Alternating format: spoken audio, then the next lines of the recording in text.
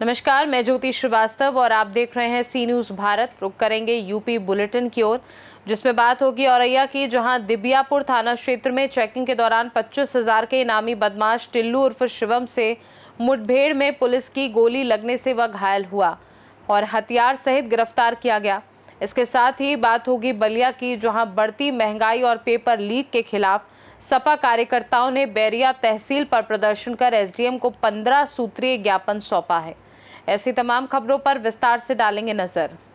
औरैया में चेकिंग अभियान के दौरान दिबियापुर थाना क्षेत्र के कंप्रेशर बम्बा पुलिया के पास पुलिस और 25,000 रुपए के इनामी और हत्या में वांछित अभियुक्त टिल्लू उर्फ शिवम के बीच मुठभेड़ हो गई। पुलिस को सूचना मिली थी कि अभियुक्त मोटरसाइकिल से दिबियापुर की ओर जा रहा था। पुलिस के रुकने पर इशारे पर वो भागने लगा और खुद को घिरा देख पुलिस टीम पर फायरिंग कर दी। जवाबी कार्रवाई में पुलिस की गोली लगने से उसके पैर में गोली लगी, जहां उसे गिरफ्तार कर उपचार के लिए सीएससी दिबियापुर में भर्ती कराया गया। उसके कब्जे से एक तमंचा, 2 खोखा, एक जिंदा कारतूस और एक स्प्लेंडर मोटरसाइकिल बरामद हुई। आज दिनांक 9/10 जून 2026 को पुलिस अधीक्षक महोदय के निर्देशन में वांछित एवं पुरस्कार घोषित अपराधियों के विरुद्ध चेकिंग अभियान चलाया जा रहा था। इसी क्रम में एसएचओ दिबियापुर में पुलिस टीम कंप्रेसर बम्बा पर चेकिंग कर रहे थे। दौरान चेकिंग जरिए मुखबिर सूचना मिली कि दिनांक 18 जनवरी 2026 की अनुज उर्फ छोटू की हत्या का मुख्य वांछित व 25,000 रुपये का इनामी अपराधी टिल्लू उर्फ ऋषभ मोटरसाइकिल से दिबियापुर की तरफ आ रहा है। कुछ समय बाद स्प्लेंडर बाइक पर सवार एक व्यक्ति औरैया की ओर से आता दिखाई दिया, जिसे पुलिस टीम द्वारा रुकने का इशारा किया गया, जो वापस मुड़कर भागने लगा, जो अपने आप को पुलिस टीम से घिरा देख जान से मारने की नीयत से फायर करने लगा। आत्मरक्षा जवाबी कार्रवाई पुलिस द्वारा की गई, जिसमें बदमाश के दाहिने पैर में गोली लगी है, जिसे तत्काल उपचार हेतु सीएससी दिबियापुर भेजा गया है, जिसके कब्जे से एक अदद तमंचा 315 बोर, 2 खोखा कारतूस, एक जिंदा कारतूस 315 बोर व एक स्प्लेंडर मोटरसाइकिल बरामद हुई है। यह एक सातिर किस्म का हिस्ट्री सीटर अपराधी है, जो हत्या के मुकदमे में वांछित था, जिस पर 25,000 का इनाम घोषित था। अन्य विधिक कार्रवाई प्रचलित है। मौके पर कानून व्यवस्था संबंधी समस्या नहीं है। औरैया से सी न्यूज़ संवाददाता राजेश मिश्रा की रिपोर्ट। खबर बलिया से, जहां बढ़ती महंगाई और पेपर लीक में समाजवादी पार्टी कार्यकर्ताओं ने बैरिया तहसील मुख्यालय पर प्रदर्शन कर सरकार के खिलाफ नारेबाजी की। जिला सचिव के नेतृत्व में आयोजित इस प्रदर्शन के बाद सपा प्रतिनिधिमंडल ने एसडीएम बैरिया को 15 सूत्रीय मांगों का ज्ञापन सौंपा है। ये प्रदर्शन राष्ट्रीय अध्यक्ष अखिलेश यादव के आह्वान पर जनहित के मुद्दों को लेकर किया गया है। मेरा नाम सामू ठाकुर है, मैं समाजवादी पार्टी का जिला सचिव हूँ। आज किस तरह का आप लोगों ने प्रदर्शन किया है, क्या मांग है आप लोगों की?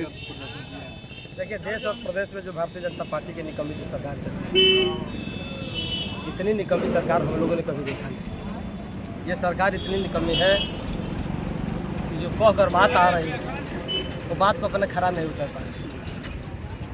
जब ये किसान अपने सवाल करता है अपनी मांग को लेकर, जब छात्र अपनी मांग को लेकर बात करता है, जब महंगाई को लेकर रोड पर नौजवान बात करते हैं, ये सरकार जो है सिर्फ लाठी के सिवा कुछ दे ही नहीं पा रही। और एक ही इसके पास मजबूत स्तंभ है, ईवीएम मशीन के सिवा इसके पास कोई चारा नहीं रहेगा। ईवीएम मशीन के बदौलत ये जिंदा है, इसीलिए जनता को कुछ समझने के लिए बाध्य नहीं। अखिलेश यादव सामू ठाकुर जिंदाबाद, जिंदाबाद। अखिलेश यादव सामू ठाकुर जिंदाबाद, जिंदाबाद। तो आज आप लोगों ने क्या क्या मांग किया है?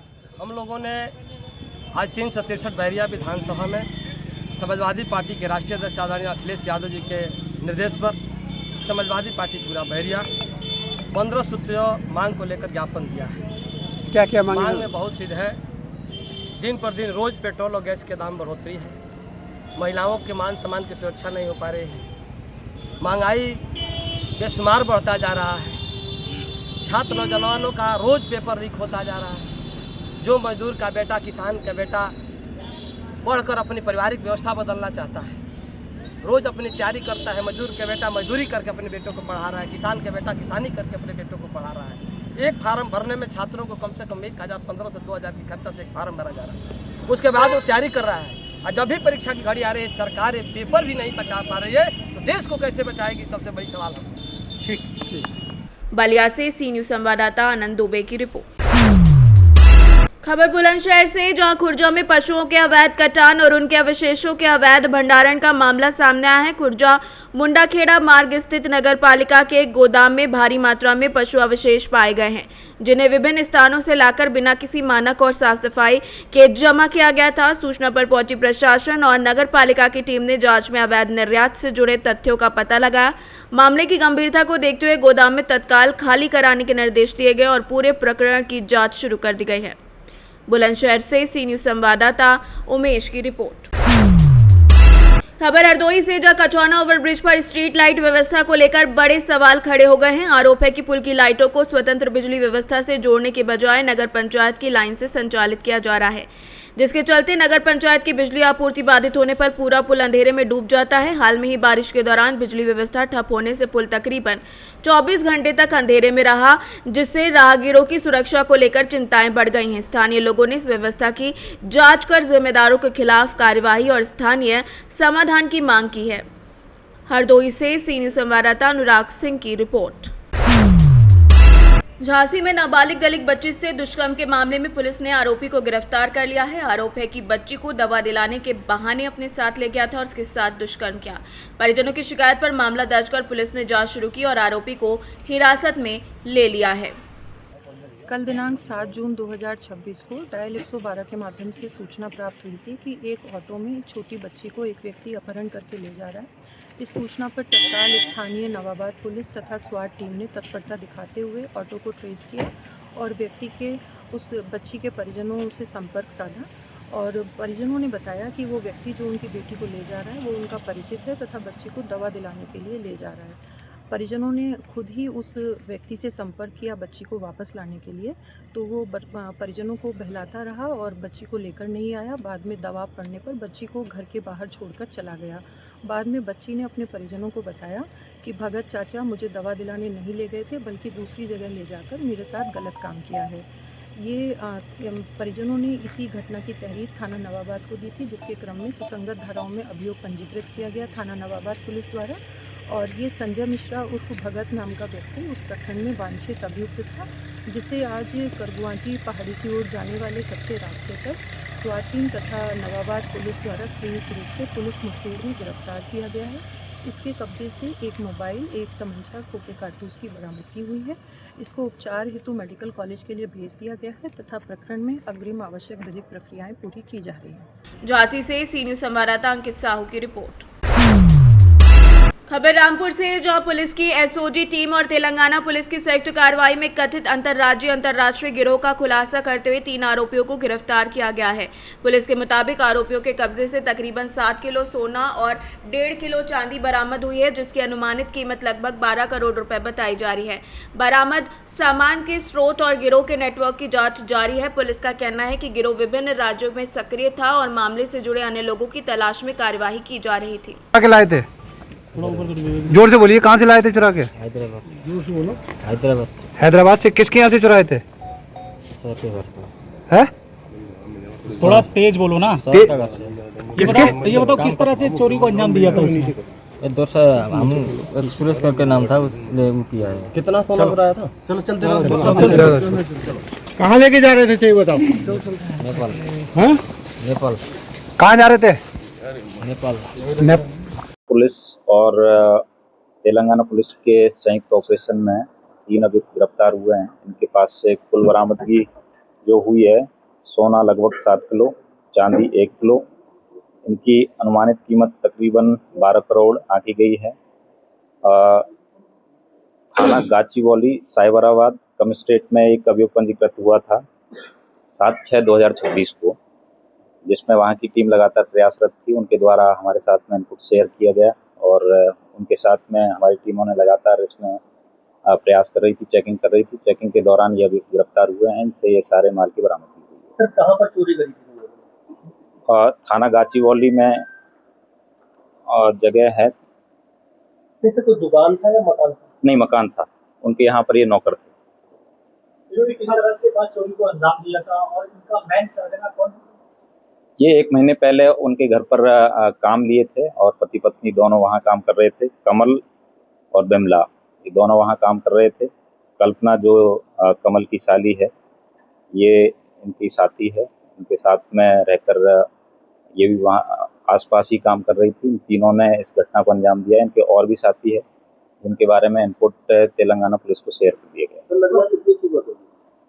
कुल कीमत तकरीबन 12 करोड़ रुपए है जो बरामद हुई है। 25,000 कैश इनसे बरामद। कहाँ जा रहे थे ये लोग? ये नेपाल के रहने वाले हैं। तीनों अभियुक्त नेपाल के रहने वाले, नेपाल ही जा रहे थे। नहीं, उत्तराखंड पुलिस का कोई इन्फॉर्मेशन। इसमें सोना कितना है और चांदी कितना है, ये थोड़ा सा बताना चाहिए। सोना लगभग 7 किलो है, चांदी 1 किलो है। सब एक ही घर से सामान चोरी किया है? हाँ, एक घर से ही ये सारा सामान ये चोरी किए थे। उसी घर में ये नौकर के तौर पर काम कर रहे थे पिछले 1 महीने से। वहाँ विश्वास जीतने के बाद में ये बने हुए थे। परिजन किसी काम से बाहर गए हुए थे, उसका मौका पाकर खाली घर देखकर इन्होंने इस तरह का घटना को अंजाम दिया। हाँ, कमल और आपको कैसे सूचना मिली इसकी? तेलंगाना पुलिस लगातार संपर्क कर रही थी और इनके बारे में इनपुट शेयर कर रही थी और वहाँ की टीम के मेंबर भी हमारे साथ में इसमें जुड़े हुए थे। चेकिंग के दौरान ही ये लोग गिरफ्तार किए गए। इनसे ये सारे माल की बरामद की। अभी तक की जानकारी में आया है कि इस तरह की कोई घटना इनके द्वारा कारित नहीं की गई, लेकिन नेपाल पुलिस से भी इसके बारे में सहयोग मांगा जाएगा कि वहाँ इनके नाम पर कोई अपराध पंजीकृत है। रामपुर से सी न्यूज संवाददाता राजू राजपूत की रिपोर्ट। सिद्धार्थनगर से खबर है, जहां ज्येष्ठ माह में छठे बड़े मंगलवार पर विशुनपुरी हरि में विशाल भंडारे का आयोजन किया गया। अव्वल चाय के सौजन्य से अनु द्विवेदी, बाहुबली और अन्य भक्तों के सहयोग से आयोजित भंडारे में बड़ी संख्या में श्रद्धालुओं ने भाग लिया। इस अवसर पर ब्लॉक प्रमुख प्रतिनिधि लवकुश ओझा ने प्रसाद वितरित किया। भंडारे में पूरी सब्जी बूंदी का प्रसाद वितरित किया गया, जिसे स्थानीय लोगों के साथ आसपास के क्षेत्रों से आए सैकड़ों भक्तों ने प्रसाद ग्रहण किया। पूरे आयोजन के दौरान भक्तिमय माहौल बना रहा। सिद्धार्थनगर से सी न्यूज संवाददाता पंकज पांडे की रिपोर्ट। सुल्तानपुर से खबर है, जहां दोस्तपुर क्षेत्र में आयोजित एक स्थानीय कार्यक्रम में राष्ट्रीय स्वर्ण परिषद एवं राष्ट्रीय अध्यक्ष का कार्यकर्ताओं और समर्थकों द्वारा भव्य स्वागत किया गया। इस दौरान विभिन्न जनपदों से बड़ी संख्या में संगठन के पदाधिकारी कार्यकर्ता मौजूद रहे। कार्यक्रम को संबोधित करते हुए उन्होंने सामाजिक एकता, सांस्कृतिक मूल्यों और सामाजिक हितों में सक्रिय भागीदारी पर जोर दिया। संगठन को मजबूत बनाने का आह्वान किया। कार्यक्रम में विभिन्न सामाजिक और संगठनात्मक प्रतिनिधियों ने भी विचार रखे कि कोई भी व्यक्ति सवर्णों को अछूता ना समझे। जहां सरकार हमको राष्ट्रीय अछूत घोषित कर चुकी है, जहां सवर्ण आयोग नहीं है, इसलिए हमारा भी आयोग हो, वरना सबको भारतीयता का दर्जा दिया जाए। एक आंख से एक, यानी दोनों आंखों से सबको समान रूप से देखा जाए, अन्यथा फिर हमको भी एक आयोग दिया जाए तो हम क्यों अछूत रहें। इसलिए राष्ट्रीय स्वर्ण परिषद की स्थापना की। सर, क्या इस संगठन में जातिवाद है? इस संगठन में जातिवाद नहीं है जी। इस संगठन का जो उद्देश्य है, क्या इस संगठन का जो उद्देश्य है क्या वो पूरा हुआ है? देखिए, संगठन का उद्देश्य जब तक पूरा नहीं होता तब तक हम लड़ेंगे, और संगठन के उद्देश्य का केवल यहीं पर अंत नहीं होता। संगठन का उद्देश्य है, और इस देश में सवर्ण का मतलब है सभी वर्ण, मतलब सभी वर्णों को लेके चलना सांस्कृतिक रूप से। संवैधानिक रूप से सवर्ण का मतलब है अगड़ा, सामान्य वर्ग। तो हम सबको लेके चलने वाले हैं। जो धर्म विरोधी है, जो समाज विरोधी है, जो समाज के किसी व्यक्ति का विरोधी है, देश विरोधी है, हम उसके विरोधी हैं, और उसके लिए हमें चाहे जाति विरोधी माना जाए तो हम स्वीकार करते हैं। सर, अभी जो 2025 के यूजीसी के रेगुलेशंस आए थे, इनमें राष्ट्रीय स्वर्ण परिषद टीम ने बहुत ही अच्छा काम किया, जो प्रदर्शन किया। इसमें सुप्रीम कोर्ट ने जो है रोक लगाई, लेकिन ये अभी सिर्फ स्टे पे है। फ्यूचर में अगर ये फिर से जो है आता है तो इस पर आप क्या करेंगे? देखिए, अभी वो स्टे है केवल हम लोगों के और आप लोगों के दबाव के कारण। जब समाज के लोगों ने अपना एकत्रता दिखाई, हमारा विरोध हुआ, उन लोगों की समझ में आया कि अगर ये विरोध ना होता तो वो हमारे उस आंदोलन को रोकते नहीं, क्योंकि वहाँ लाखों की संख्या में दिल्ली में एकत्रीकरण होने वाले थे, हम लोग इकट्ठे होने वाले थे। और आज की स्थिति ऐसी है कि सरकार जो है दो मुँहे स्थान पे पड़ी हुई है। या तो वह यूजीसी लागू करे, और नहीं लागू करती तो वो उसका जाना तय है। तो सीधी बात है, जो हमारी बात करेगा अब हमें भी जिद करनी पड़ेगी अपने अधिकारों के लिए। और यूजीसी कानून अगर लागू होता है तो हम इतना ही कहेंगे अपने युवाओं से कि मारना और लड़ना अगर हिंसा है तो अपने धर्म के लिए, अपने अस्तित्व के लिए, अपने बहन बेटियों के लिए, अपने समाज के लिए उस हिंसा को भी करना जायज है। जो हमारे भगवत गीता में भगवान कृष्ण के मुखारबिंद से सुना है। अपने अस्तित्व के लिए लड़ी गई लड़ाई ही धर्म है और वो ऐसी हिंसा को हम स्वीकार करते हैं। सर, दलितों के लिए और बाकी पिछड़ों के लिए जिनको दलित और पिछड़ा बोला जाता है, इनके लिए भारत में जितनी पार्टी हैं सब आवाज उठाती हैं, लेकिन सवर्णों के लिए कोई पार्टी आवाज नहीं उठाती है। आखिर में सवाल ये आता है कि अगर भाजपा नहीं तो कौन? भाजपा कोई ठेकेदार थोड़े ना है। अपने क्षेत्रों से नए नए युवाओं को इकट्ठा करिए जो समाज के लिए बदलाव लेके आ सकते हैं और निर्दलीय खड़ा करिए, उनको आगे बढ़ाइए। कोई जरूरी थोड़ा ना कि कांग्रेस बीजेपी सपा ही ठेकेदारी करेगी। अगर पार्टी की भी स्थिति आएगी जिस दिन संगठन मजबूत होगा तो इनको एक अलग ऑप्शन दिया जाएगा, लेकिन उस स्थिति में पहले संगठन को पहुंचने दीजिए। अगर ऐसी स्थिति में पहुंचता है तो हम सवर्णों की खुलकर बात करने वाली पार्टी होंगी। जल्द लाखों लोगों को लेकर हम दिल्ली में आपको दिखेंगे। बहुत बहुत धन्यवाद सर। सुल्तानपुर से सी न्यूज़ संवाददाता दिनेश सिंह अग्निवंशी की रिपोर्ट। उत्तर प्रदेश बुलेटिन में फिलहाल के लिए इतना ही। देश दुनिया की बाकी खबरों को जानने के लिए आप देखते रहिए सी न्यूज़ भारत।